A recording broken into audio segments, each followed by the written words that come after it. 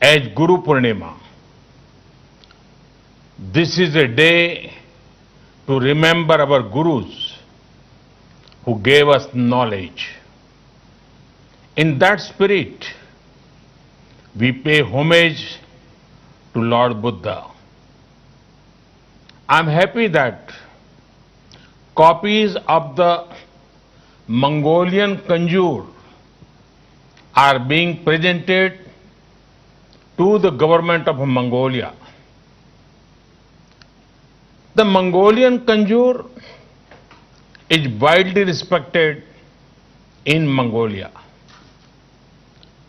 Most monasteries have a copy of it. Friends, the Eightfold Path of Lord Buddha shows the way towards the well-being of many societies and nations. It highlights the importance of compassion and kindness. The teachings of Lord Buddha celebrate simplicity both in thought and action. Buddhism teaches respect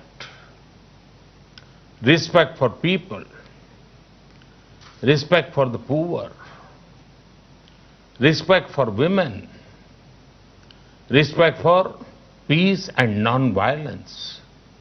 Therefore, the teachings of Buddhism are the means to a sustainable planet.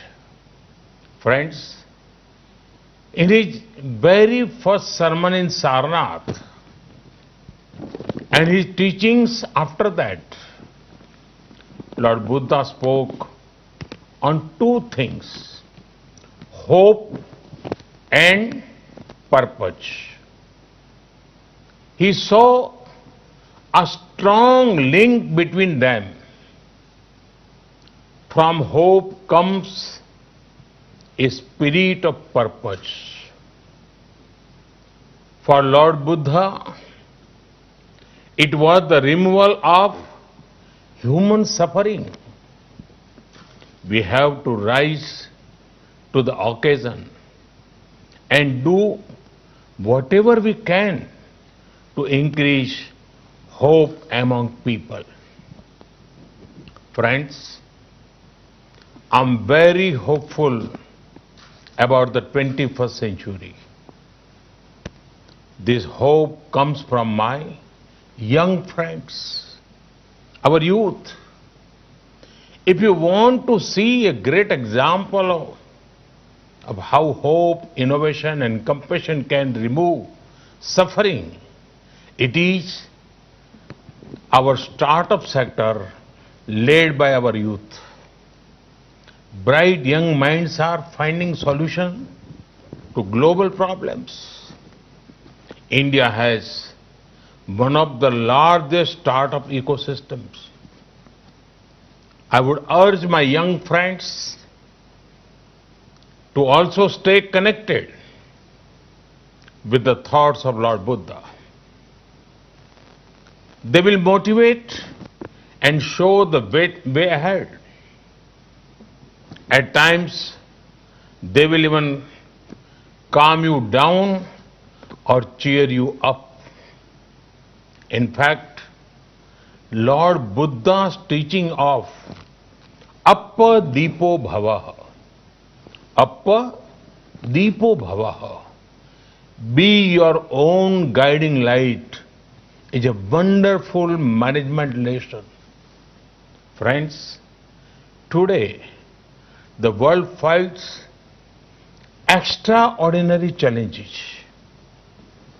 To these challenges, lasting solutions can come from the ideals of Lord Buddha. They were relevant in the past.